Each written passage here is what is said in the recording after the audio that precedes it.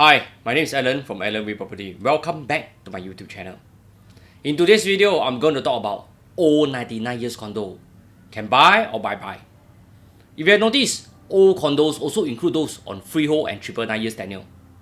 I'm not going to talk about them, as we all know, they usually will retain its value very well in the long term. I believe for those following my channel long enough will understand what I mean. Here, I'll be concentrating only on 99 years leasehold properties. Those that have a remaining lease of 60 years and less. This means they are more than 40 years old already. I'll be evaluating their performance and see if they are indeed a good buy against their newer counterpart. Here, let's go. Firstly, let's take a look at all resale condos that are more than 40 years old across the island.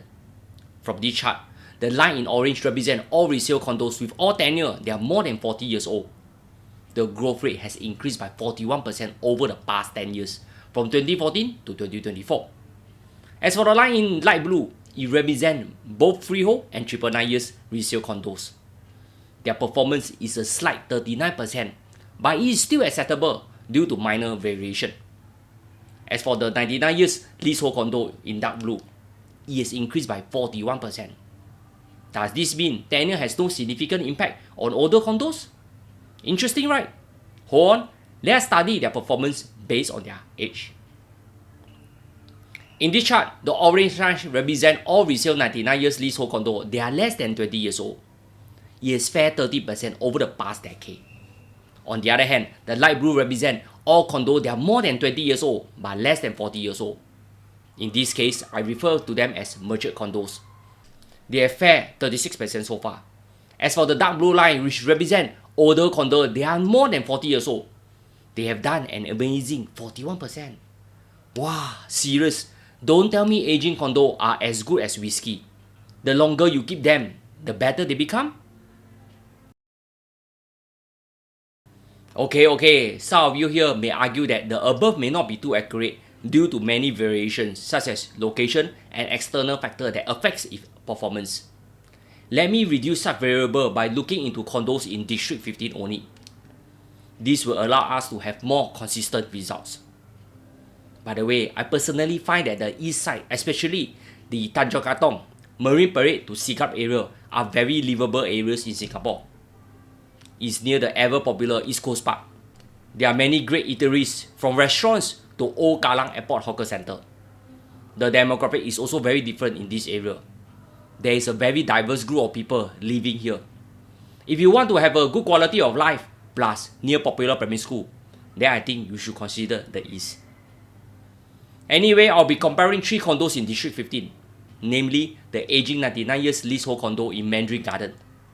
Mandarin Garden has close to 1,000 units sitting on a massive 1 million square feet of land.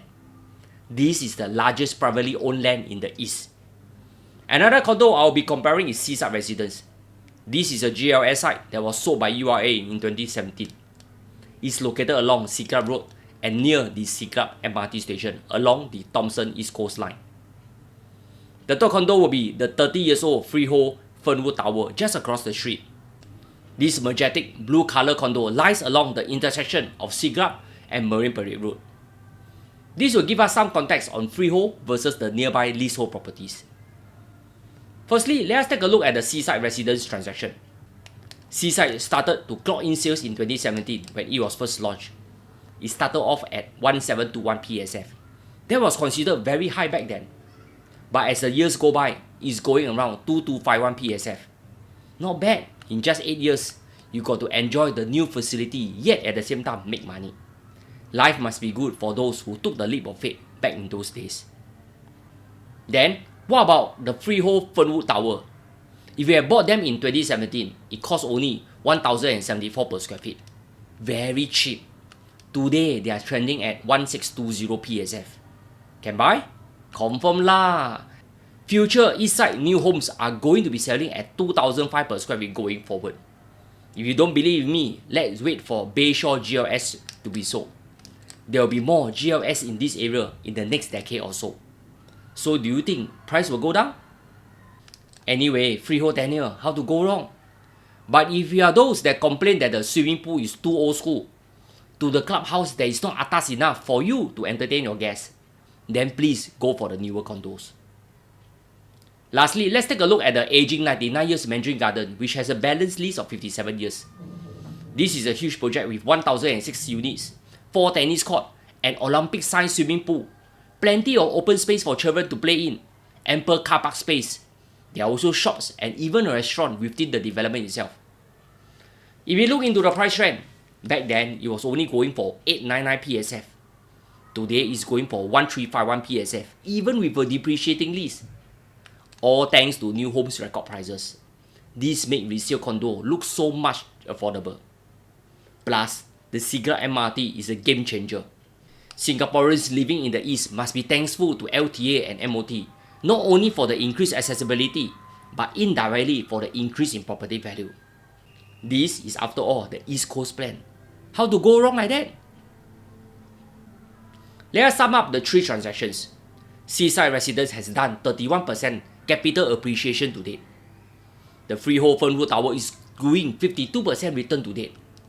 The aging Mandarin Garden is even more impressive at 50% return even with a depreciating lease. What does all this tell us? Please don't rule out old condos, my friend. I think I'm one of the minority few who talk about old condos. Why? Well, we see value behind it.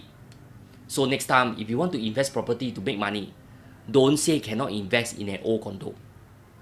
Here, let me share with you another lobang. Right now, I'm currently marketing a 3-bedroom apartment in Mandarin Garden.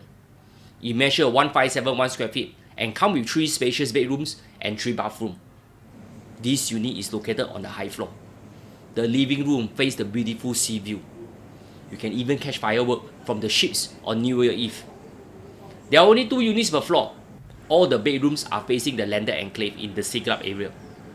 This condo has full condo facilities. Most importantly, Siglap MRT station is only 7 minutes walk away. School-wise, we have the popular Nia Primary School, which is 1 km away. Other schools such as CHIJ Katong and Tao Nan are within 2 km away. If you are keen to find out more, I have left the links in the description below. Finally, old 99 years condo can buy or bye-bye. If you have money, obviously, please go and buy those newer condos or those on freehold tenure. If you have budget constraint, you can go for those matured kind of condos. Before COVID, below 1.6 million still can find. After COVID, easily above 2 million. I remember I sold a 3-bedroom apartment in Waterbank at Dakota for 2 million back in late 2021. This unit is on a high floor unit and with an unblocked sea view. I can still recall asking people to buy. Today, don't say it already. However, if you are those who love to stay in the East, prefer practical living space and don't mind the data facility, then older condos will be for you. As mentioned earlier, don't rule them out even if they have a shorter lease. Especially so if they are private properties. They have this joker card with them. This is called en bloc. Today, en bloc market is almost dead. However, en bloc will return one day. It's always a matter of when. Anyway, en bloc is always a bonus and not given. Buy with a long-term horizon. Enjoy your stay there and hopefully one day, your patience will be rewarded. That's all. Thanks for watching.